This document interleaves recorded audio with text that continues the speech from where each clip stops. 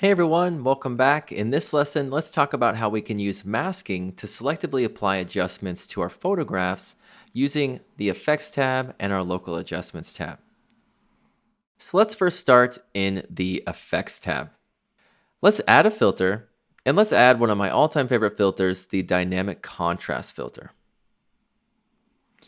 So to understand masking, let's go into where the mask lives inside of PhotoRaw. You'll find the masking options for filters, layers, and any other adjustment that is maskable right inside of this area here. It will be a little rectangle with a circle. Those are the masking options. If I select that, I can see I have these different modifiers and buttons that I can use in here. The mask view here, this white rectangle, this is showing me my mask. In masking, white reveals and black conceals. It's very important to understand that. White reveals and black conceals. So when we see our mask view and it's entirely white, that means it's revealing all of this filter, adjustment, or layer onto our scene. We can see that because if we modify any of the settings in this dynamic contrast filter or we turn it off and on, it's applying this filter to our image, and we know that because this mask is entirely white, meaning it's revealing the entirety of this filter onto our photograph. Now, if we were to invert this mask, it would swap it, and it would swap it to black. Remember, white reveals and black conceals. So if we view this mask now, it's entirely black, meaning it's concealed all of that dynamic contrast filter from our image. So if we go to turn this dynamic contrast filter off and on, nothing's happening because it isn't revealing any of that filter onto the scene. If we invert that again to switch it back to all white, we can now see all of that dynamic contrast filter on our photograph. Now, what we can do to modify these masks and selectively apply different adjustments or filters is we can use the masking tools inside of ON1 Photo Raw. The first masking tool that you'll probably be using the majority of the time is the masking brush. Now, you can view and access any of those masking tools by heading over to your tool well and selecting this mask option. Now, up top here, in your masking tools, you have these different tools you can access. We have our masking brush, we have our masking bug, we have our AI quick mask tool, and we have the line mask tool. Let's start with the masking brush. The masking brush is great for painting in or painting away different filters, adjustments, or layers from your scene. Let's say, for example, we want to add in this detail just to the bird. We don't want any of the detail applied around the bird. We only want this dynamic contrast filter applied inside of the bird. A great way to do that is to brush this dynamic contrast filter onto this image selectively, only into the areas that we want it. To do that, let's head over to the masking options again.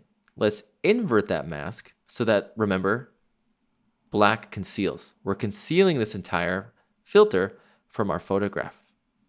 So now what we can do is we can use our masking brush to paint this filter into the bird. Before we do that, let's make sure that our masking brush options are the way that we want them. I'm going to make sure that the shape selected is the circular shape. The next thing we need to modify is this mode.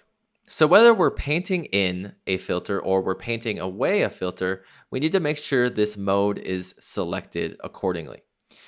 I need to make sure this is set to paint in to ensure that I'm painting in this filter into the bird. If I were set to paint out, nothing would happen because there isn't a filter applied to the photograph to paint away. So let's make sure we're set to paint in. You can also modify the modes by holding down Shift and hitting X on your keyboard. We then have our brush size. We can select this and drag to increase or decrease the size, or we can modify the brush size with the bracket keys on our keyboard. We then have feathering, opacity, flow, and angle. Now, we're not going to worry about the angle right now because we're using a circular brush, but when it comes to feathering, opacity, and flow, they're very important and they will modify your masking experience.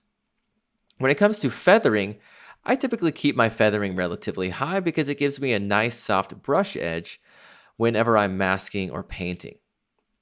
When it comes to opacity, whenever this is at 100%, that means you're going to be painting away or painting in 100% of that filter or that layer or that local adjustment. We then have flow. When you modify this number, it's going to determine how long it takes for your brush to reach 100% opacity. When you're just starting out in brushing, I would recommend just keeping this at 100 and the opacity at 100. So now that we have our brush modifiers the way we want them, we can head down here to this bird, and if we just tap on our mouse and we continue to hold it, we can paint around our bird here, and you can see it's painting in all that detail selectively only into the areas that we need it.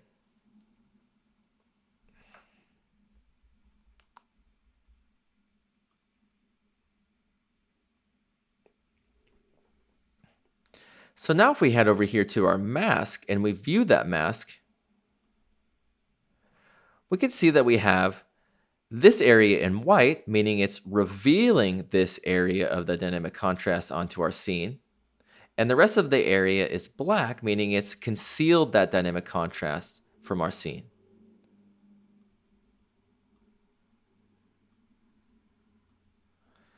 Now let's reset that real quick. And let's head back up here to our feathering, opacity, and flow. Let's lower that feathering down to 0, let's say. And then let's lower that opacity down to about 50. So now if I were to paint in this dynamic contrast onto the bird, and I go over to my masking view, there's no softness to the brush edge, and it's not completely white.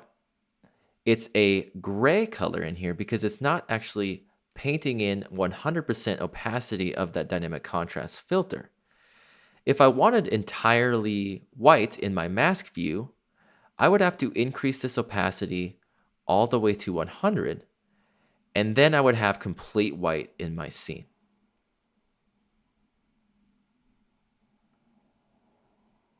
The same thing with the brush edge. If you want a softer brush edge, just ensure that your feathering is at 100 or it's around 50 or so.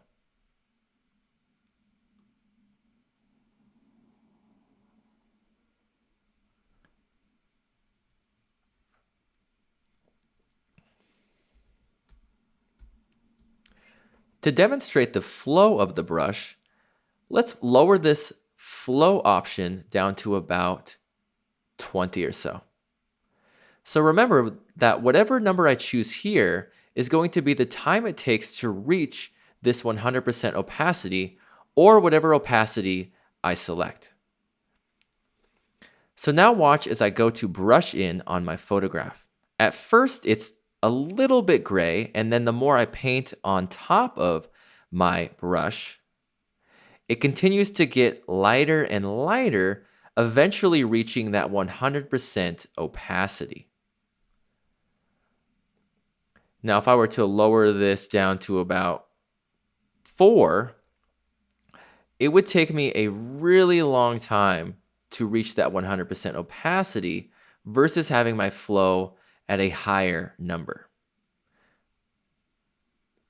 So this is great when you want to gradually brush in a filter or layer or local adjustment selectively. The flow option is really great for that. So now that we've painted in the dynamic contrast into our bird here,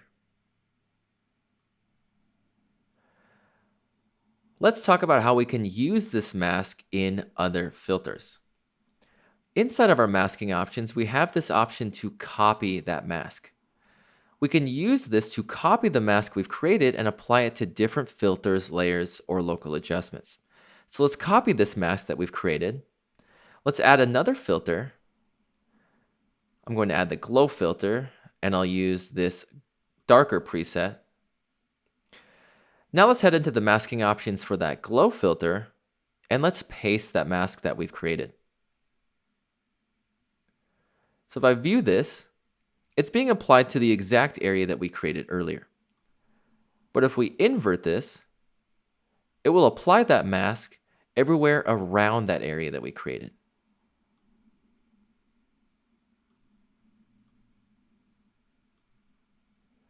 That way we can protect their bird here from this glow filter and selectively apply it to everywhere around the bird.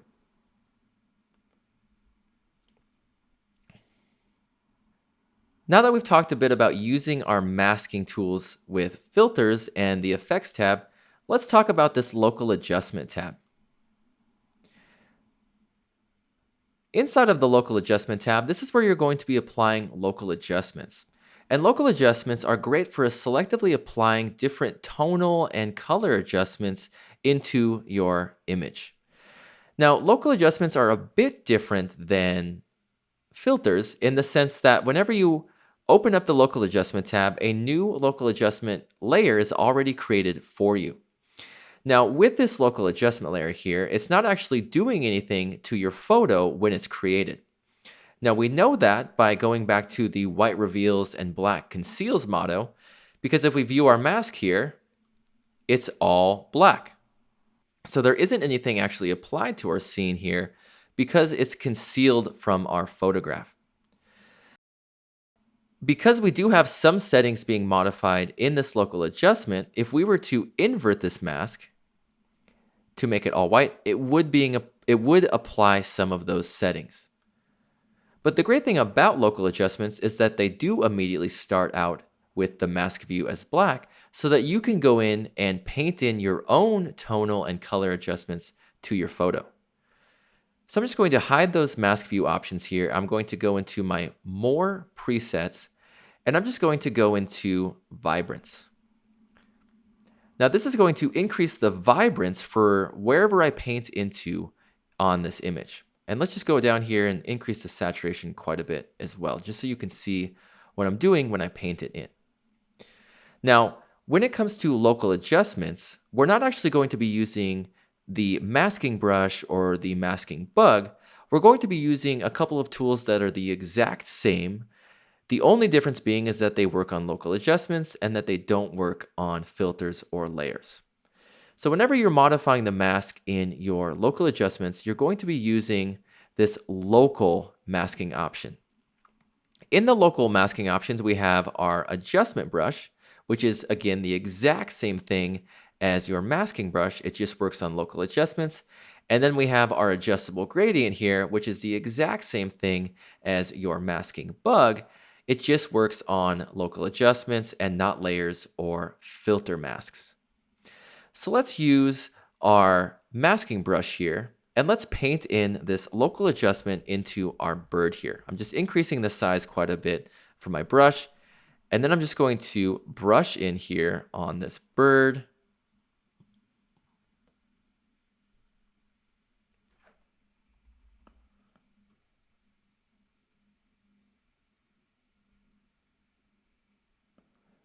And I'm also going to paint in over the top of this twig at the bottom here, just to give a bit more color to that as well.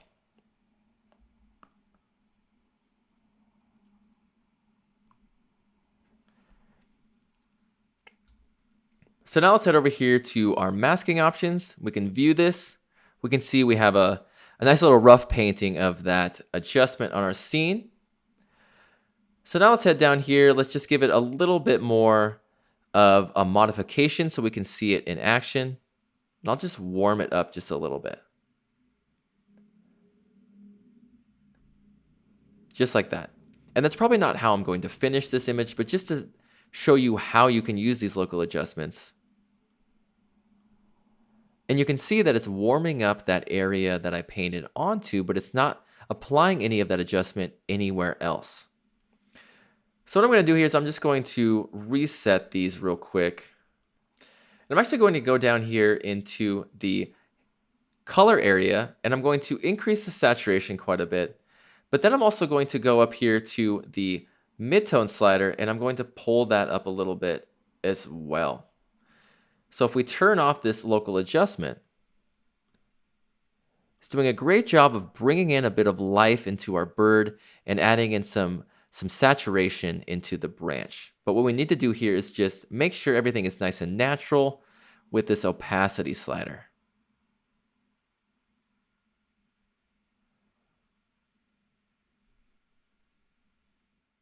So now that we've modified the look of our bird, let me show you how you can use gradient and shape masks to modify selectively in your image as well.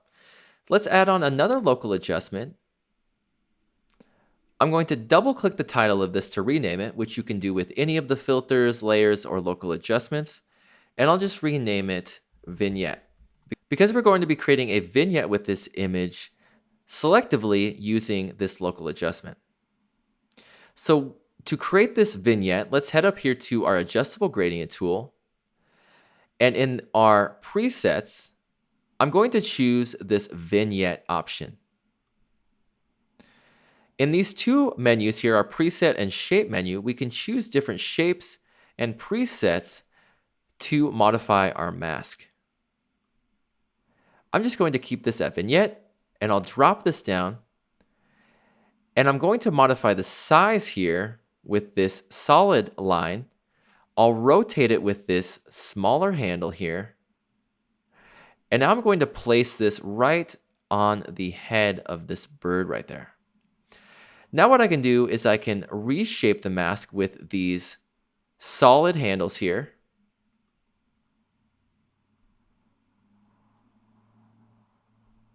And I can also feather the mask with the perforated edges. So let's just feather this quite a bit, really intensely, to give it just a little bit of a vignette.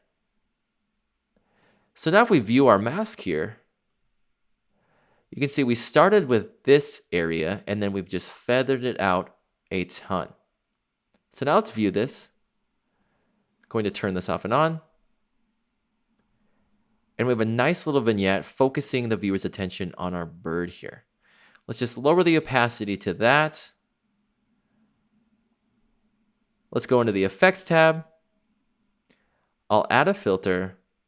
And let's just stylize real quickly with a black and white.